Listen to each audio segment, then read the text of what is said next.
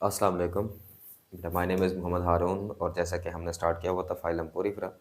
Already हमारे 3 जो हैं वो लेक्चर पोरीफेरा पे हो चुके हैं। आज चौथा लेक्चर है और लास्ट लेक्चर है। पोरीफेरा फाइलम जो है हमारा वो कंप्लीट हो जाएगा इंशाल्लाह। फिर नेक्स्ट हमने नाइजीरिया को स्टार्ट करना है। जी, स्टार्ट करते हैं मूवमेंट एंड स्पॉन्जेस। ये सारे जितने टॉपिक आज हमने क्लियर करने हैं ना, ऑलरेडी जितनी बेसिक आपको पढ़ाई है ना उससे रिलेटेड है। तो इसलिए अगर आप इस वीडियो पे नए हैं तो मैं आपको रिकमेंड करूंगा कि पहले पिछले बेसिक लेक्चर को कवर करें जो स्पॉन्जेस पे ऑलरेडी हो चुके हैं। फिर उसके बाद अगर आप ये लेक्चर सुनेंगे तो आपको क्लियर कट इसके सारे कंसेप्ट जो है वो समझ आ जाएंगे। सो स्टार्ट करते हैं मूवमेंट इन स्पॉन्जेस। स्पॉन्जेस के अंदर मूवमेंट कैसे होती है, हरकत कैसे होती है। बेटा वैसे हमने पढ़ा था दे आर सेसाइल। पहली चीज़ हमने जो डिस्कस की हुई है वो ये है कि तमाम जो स्पॉन्जेस है ना वो सेसाइल है। सेसाइल के अलावा एक और टर्म हमने इस्तेमाल की थी सीडेंट्री, कि स्पॉन्जेस हरकत नहीं कर सकते, वो चल फिर नहीं सकती, एक जगह पे टिकी रहती हैं। और जो भी चीज़ एक जगह पे टिकी रहे उसे हम सीडेंट्री कहते हैं या सेसाइल कहते हैं। लेकिन ख़ास तौर पे इनके जो लार्वा होते हैं, लार्वा बेटा वो फ्री स्विमिंग होते हैं। फ्री स्विमिंग,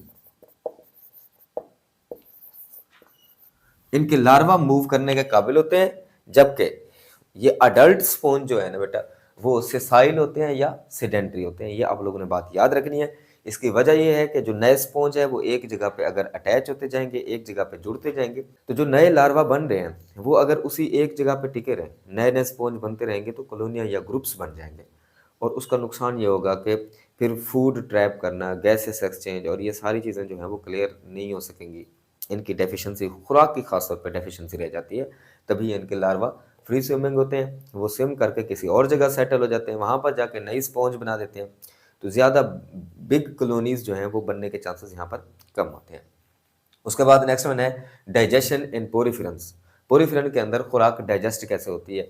पहली बात यह है इंजेशन कैसे होती है, फिर हमने पढ़ना है डाइजेशन और फिर पढ़ना है हमने सर्कुलेशन उसकी कैसे होती है। पोरीफेरा के अंदर जो डाइजेशन है बेटा वो इंट्रासेलुलर है। इंट्रासेलुलर, सेल के अंदर डाइजेशन होती है और ये लास्ट लेक्चर में बात हो चुकी है। कुछ खास सेल्स होते हैं फेगोसाइट्स जो खुराक को डाइजेस्ट करते हैं। इनका काम होता है खुराक की डाइजेशन का बेटा, डाइजेस्ट करते हैं। आगे खुराक को डिस्ट्रीब्यूट करने का काम होता है ट्रोफोसाइट का, ये खुराक को डिस्ट्रीब्यूट करते हैं। और इसके अलावा जो खुराक बच जाती है, ठीक है, स्टोर करने का काम कौन करते हैं, थीजोसाइट, ये store the food granules. Food granules, ये खुराक जो बच गई है, इजाफी है, ये क्या करते हैं, उसको स्टोर करते हैं। अब अगर फर्ज करें ये मेरे पास कोई स्पॉन्ज की कोई एक सेल मैंने लिया हुआ है, कोई एक टुकड़ा मैंने बल्कि लिया हुआ है, ठीक है। अब यहाँ पर इनसाइड इधर स्पॉन्जोसील है, तो अंदर वाली जो लेयर है इसको हम क्या कहेंगे, क्वाइनोसाइट या क्वाइनोडर्म। लेयर को हम क्या कहते हैं, क्वाइनोडर्म कहते हैं। तो क्वाइनोडर्म के अंदर ये जो सेल मौजूद है जिनको हम क्या कहेंगे बेटा, क्वाइनोसाइट। इधर सारे के सारे पोर्स मौजूद होते हैं, छोटे छोटे, जिनको ऑस्टिया कहते हैं। ऑस्टिया के जरिए क्या होता है, वाटर फ्लो करता है, यहाँ से पानी इनकी बॉडी के अंदर एंटर होगा और उस वाटर के अंदर फूड पार्टिकल होते हैं। ये फूड पार्टिकल कौन कैप्चर करेंगे, कॉलर के जरिए एंटर होंगे किसके अंदर बेटा, ये क्वाइनोसाइट्स के अंदर। और फिर क्वाइनोसाइट आगे एक थैली के अंदर बंद करके इस खुराक को आगे पैक करके भेजेगा और ये जो पैक फूड पार्टिकल है ना इसको हम कहते हैं फेगोसोम। ठीक है बेटा, इसको हम क्या कहेंगे, फेगोसोम कहेंगे। फिर इन फेगोसोम को खास सेल पड़े हुए होते हैं इस मीजोहाइल दरमियान वाली लेयर के अंदर, जिनको हम कहते हैं फेगोसाइट। ये फेगोसाइट क्या करेंगे, इनके साथ अटैच हो जाएंगे और खुराक को क्या करेंगे, डाइजेस्ट करेंगे। फिर आगे खुराक की जो डिस्ट्रीब्यूशन है, डिस्ट्रीब्यूशन वो कौन करता है, खास सेल्स होते हैं जो क्या करते हैं, आगे खुराक की डिस्ट्रीब्यूशन करते हैं और इन सेल्स को हम क्या कहते हैं, ट्रोफोसाइट्स, ट्रोफोसाइट कहेंगे। फिर उसके बाद जो इजाफी खुराक बच जाएगी, जो भी फूड पार्टिकल इजाफी है वो बच गया, उसको स्टोर करने का काम, फूड ग्रैन्यूल्स को स्टोर करने का काम कौन करते हैं, थीजोसाइट्स करते हैं, थीजोसाइट्स करते हैं। ये था हम कह सकते हैं डाइजेशन इन पोरीफेरेंस। तो याद रखना है आप लोगों ने कि डाइजेशन कैसे होती है, इंट्रासेलुलर होती है, सेल के अंदर डाइजेशन हो रही है। और कौन कौन से सेल जो हैं यहाँ पर अपना रोल प्ले कर रहे हैं, फेगोसाइट्स हैं जो डाइजेस्ट करवा रहे हैं, लेकिन इंजेक्शन का काम कौन करवा रहे हैं, इंजेक्शन का काम क्वाइनोसाइट कर रहे हैं। क्वाइनोसाइट इंजेस्ट करते हैं, डाइजेस्ट करते हैं फेगोसाइट, डिस्ट्रीब्यूट करते हैं आगे खुराक को हर एक सेल तक पहुंचाते हैं ट्रोफोसाइट, और जो इजाफी फूड पार्टिकल्स होते हैं उनको स्टोर करके रखने का काम थीजोसाइट्स करते हैं। उसके बाद नेक्स्ट वन है रेस्पिरेशन इन पोरिफेरेंस, के गैसों का तबादला कैसे होता है। तो रेस्पिरेशन के लिए हम सिंपल कहेंगे no respiratory system, no respiratory system, इनके पास कोई रेस्पिरेटरी सिस्टम नहीं है। यहाँ भी डाइजेस्टिव सिस्टम नहीं है, एलिमेंट्री कैनाल भी नहीं था, सिर्फ और सिर्फ हम देख रहे थे खास सेल हैं जो खुराक को आगे डाइजेस्ट कर रहे हैं। इसी तरह रेस्पिरेटरी सिस्टम, कोई इनमें ऑर्गन सिस्टम नहीं होता, रेस्पिरेटरी सिस्टम नहीं है। फिर ये रेस्पिरेशन किसके जरिए होती है, गैसेस एक्सचेंज किसके जरिए होती है बेटा, कैनाल सिस्टम के जरिए, कैनाल सिस्टम के जरिए यहाँ पर रेस्पिरेशन होती है। कैनाल सिस्टम हमने पढ़ा था, ये वो पाथवे है, ये वो रास्ता है जिसमें पानी फ्लो कर रहा है स्पॉन्जेस की बॉडी के अंदर। अब उस वाटर के अंदर डिजोल्व ऑक्सीजन भी है, बाकी गैसेस भी हैं। जैसे वो वाटर इन स्पॉन्जेस की बॉडी से फ्लो करेगा तो सेल वहां से ऑक्सीजन को इनटेक कर लेंगे और कार्बन डाइऑक्साइड को उसमें छोड़ देंगे। इस तरह गैसों का तबादला इजीली हो जाता है। क्लियर हो गया बेटा। नेक्स्ट वन है हमारे पास सर्कुलेशन। सर्कुलेशन, अच्छा आप सबसे पहले ये लिखेंगे नो ब्लड वेस्कुलर सिस्टम, इनके अंदर कोई ब्लड वेस्कुलर सिस्टम नहीं है। हमारे पास तो ब्लड वेस्कुलर सिस्टम होता है ना, जो क्या करता है, सर्कुलेट करता है, जो खुराक आपकी डाइजेस्ट हो चुकी हो उसको पूरी बॉडी में सर्कुलेट करवाओ, और इसके अलावा जो गैसेस वगैरह हैं उनको पूरी बॉडी के अंदर सर्कुलेट करवाने के लिए ब्लड वेस्कुलर सिस्टम है। ब्लड के जरिए हम ये सारी चीज़ें डिस्ट्रीब्यूट करते हैं, डिवाइड करते हैं। लेकिन इन पोरिफेरेंस के अंदर ना ब्लड वेस्कुलर सिस्टम नहीं है, ठीक है। फिर ये फूड को और इसके अलावा जो खास तौर पे हमारे पास गैसेस वगैरह हैं, ऑक्सीजन है, इसको पूरी बॉडी में डिवाइड करने का, डिस्ट्रीब्यूट करने का जो निज़ाम है वो कैनाल सिस्टम है। कैनाल सिस्टम के ज़रिए ये ऑक्सीजन वगैरह हो गई और जो डिफरेंट किस्म की गैसेस हैं जो इनको ज़रूरत होती है उसको पूरी बॉडी में सर्कुलेट भी करवाती हैं। नाइट्रोजीनियस वेस्ट को कैनाल सिस्टम के ज़रिए बाहर भी निकाला जाता है।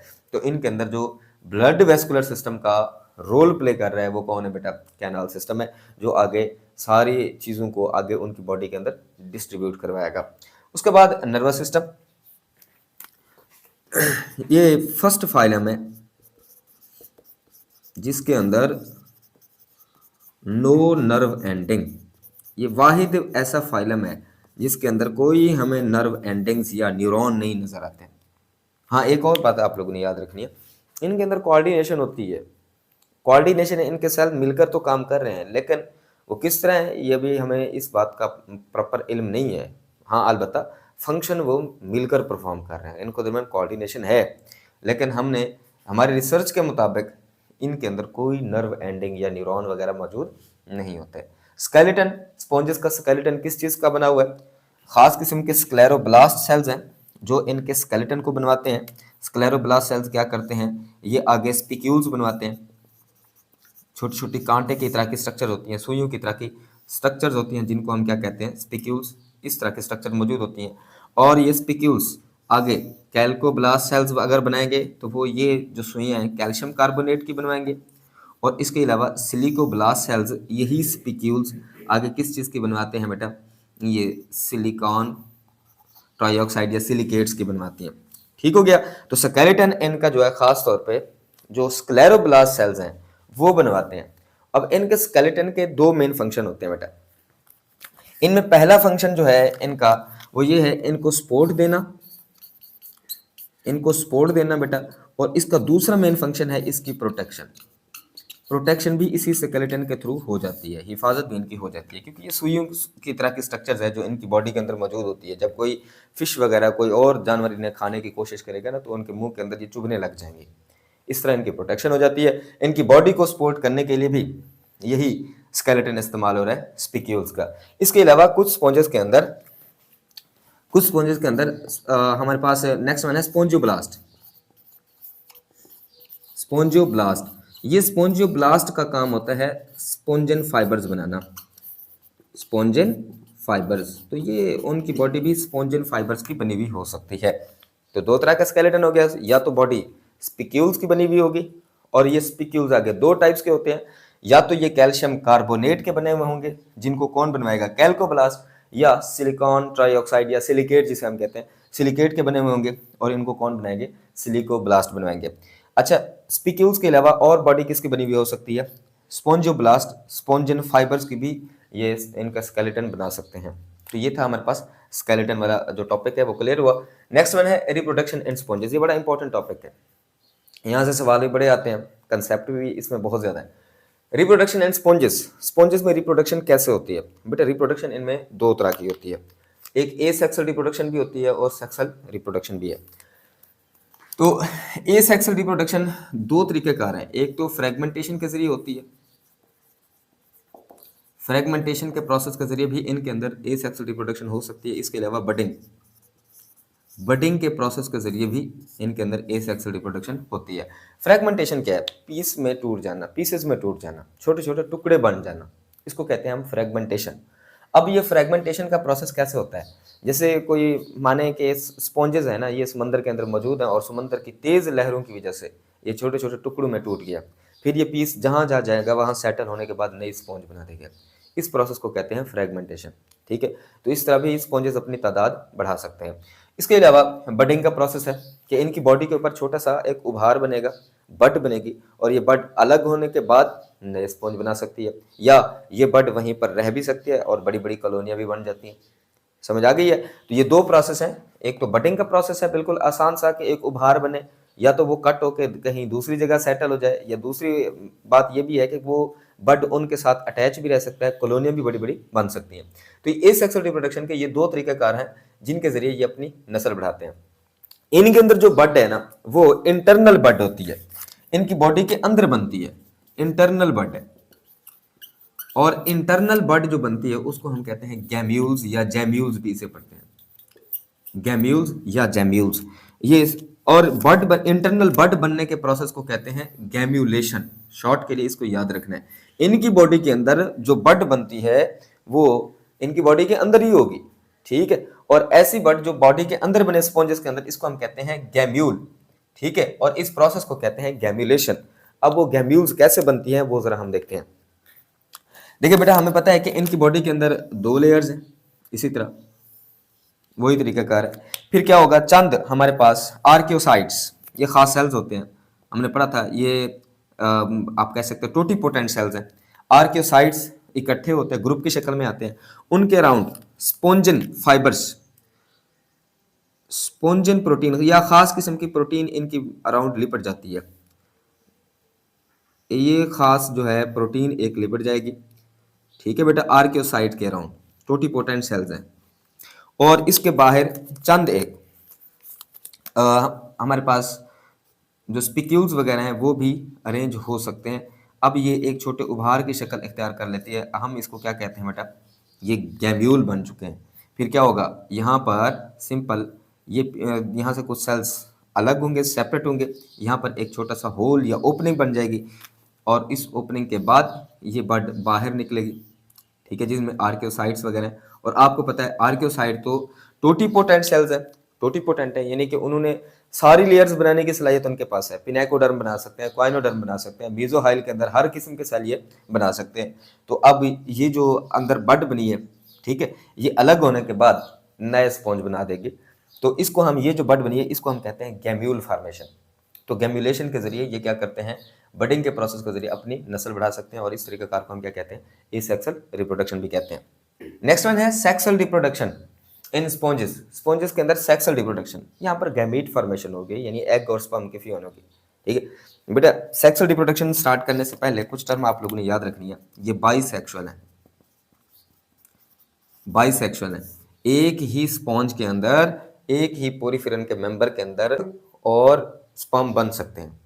ठीक है, बाइसेक्शन है, यानी मेल पार्ट भी है इनमें, फीमेल पार्ट भी है। और इसके अलावा इन्हें हम हार्मेफ्रोडाइट भी कहते हैं, हार्मेफ्रोडाइट। ठीक है, हार्मेफ्रोडाइट भी हम इन्हें कहते हैं, बाइसेक्सुअल है। लेकिन याद रखना ये प्रोटोगाइनस है, प्रोटोगाइनस, ये बड़ी इंपॉर्टेंट टर्म है और ये टर्म हमारी बुक में इस्तेमाल हुई है। प्रोटोगाइनस किसे कहते हैं? बेटा ये है तो वैसे बाइसेक्सुअल, इनके अंदर मेल पार्ट भी बनता है, फीमेल पार्ट भी है, एक ही स्पॉन्ज के पास एग भी बन सकता है, स्पर्म भी बन सकता है। ठीक है, लेकिन ये फर्टिलाइजेशन जब होती है ना, तो ऐसा नहीं है कि एक ही स्पॉन्ज के अंदर एग और स्पर्म आपस में फर्टिलाइज हो जाते हैं। ठीक है। इनमें क्या होता है, स्पॉन्जेस के अंदर पहले एग बनेगा और नेक्स्ट कुछ मंथ के बाद स्पर्म बनेंगे। बनते दोनों ही हैं, लेकिन दरमियान में इंटरवल होता है, दरमियान में टाइम मिलता है। पहले वो बिहेव करेंगे एज अ फीमेल, जिसे हम कह सकते हैं एग बनाने का काम, और इसके अलावा नेक्स्ट वन ये मेल पार्ट में कन्वर्ट हो जाएंगे, स्पर्म बनाएंगे। इसलिए एग और स्पर्म की फ्यूजन के चांसेस कम होते हैं। पहले एग बन गए, वो रिलीज हो गए, फिर उसके बाद स्पर्म बनेंगे, वो रिलीज हो जाएंगे। तो इनकी फर्टिलाइजेशन, क्योंकि पानी के अंदर बह जाएंगे, फर्टिलाइजेशन उधर ही ऑटोमेटिकली होने के चांसेस बहुत कम होते हैं।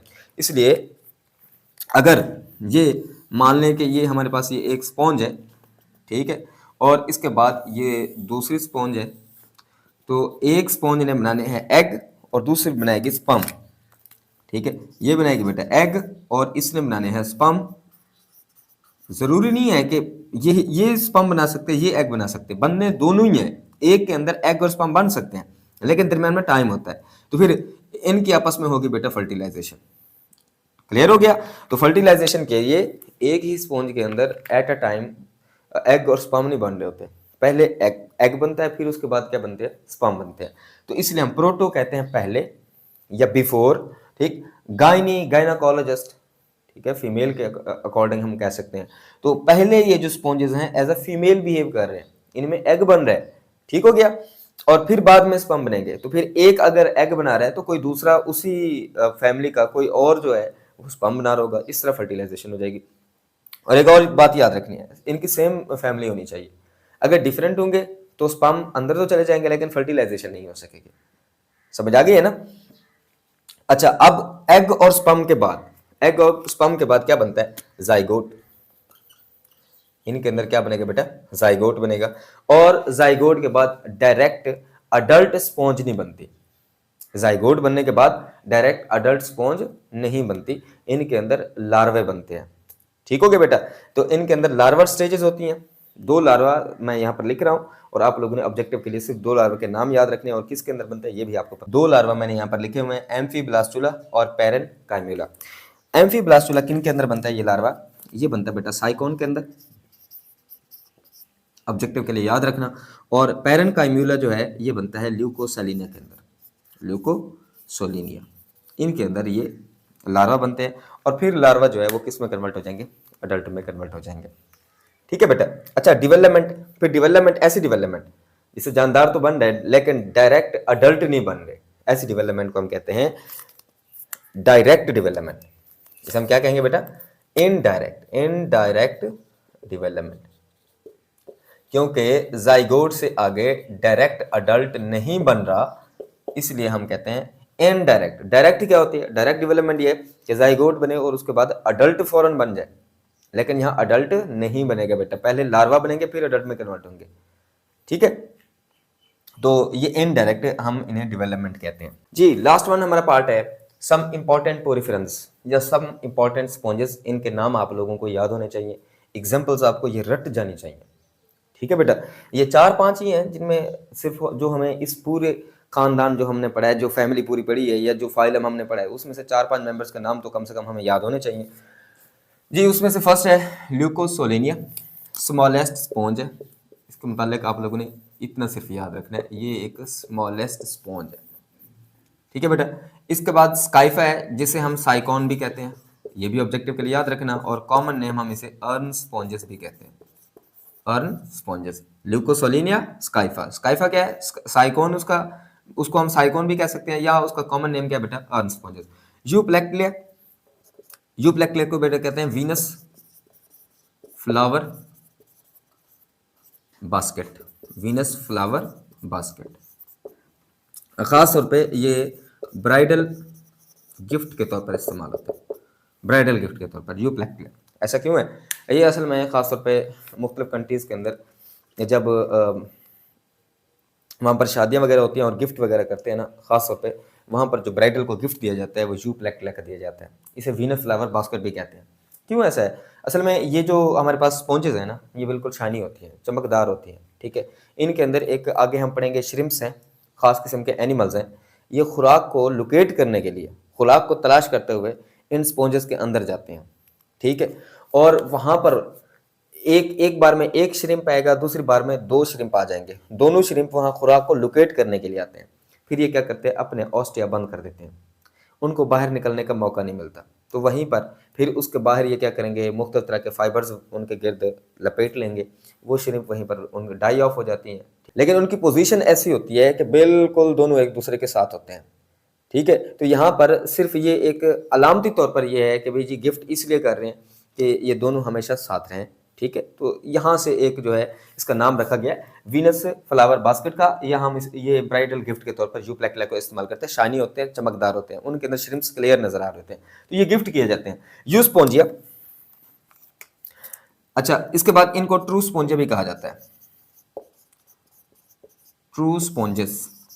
लास्ट वन एग्जांपल है हमारे पास स्पॉन्जिला, फ्रेश वाटर है, फ्रेश वाटर स्पॉन्ज है। बस ये ऑब्जेक्टिव के लिए याद रखना है कि ये फ्रेश वाटर स्पॉन्ज कौन सी है, स्पॉन्जिला। बाकी सारी की सारी आपको मैरीन के अंदर नजर आएंगी, समुद्रों में नजर आएंगी, सिवाय स्पॉन्जिला के। ये फ्रेश वाटर स्पॉन्ज है, ऑब्जेक्टिव के लिए इसको याद रखना है। ये हमारे पास कुछ इंपॉर्टेंट पोलिफेरंस या स्पॉन्जेस की एग्जाम्पल थी, ये याद होना चाहिए। और जितनी भी हमने ये कंसेप्ट पढ़े हैं, सर्कुलेशन कैसे होती है, नर्वस सिस्टम कैसा है, स्केलेटन कैसा है, यही पैटर्न चलता रहेगा। आने वाले फाइलम के अंदर भी हमने यही देखना है कि हैबिट और हैबिटेट क्या है, उनकी बॉडी किस चीज़ से मिलकर बनी हुई है, उनमें लेयर्स कितनी होती है, उनमें सिलोम है या नहीं है, तो वो ज़रा हमने क्लियर बताना है। इसके अलावा उनमें जो ये सिस्टम है डिफरेंट किस्म के, कौन सा सिस्टम मौजूद है और कौन सा एब्सेंट है, इन्हीं बातों को बार बार हमने डिस्कस करना है। तो आज के लिए बस इतना ही था, इजाज़त दीजिए, अल्लाह हाफ़िज़।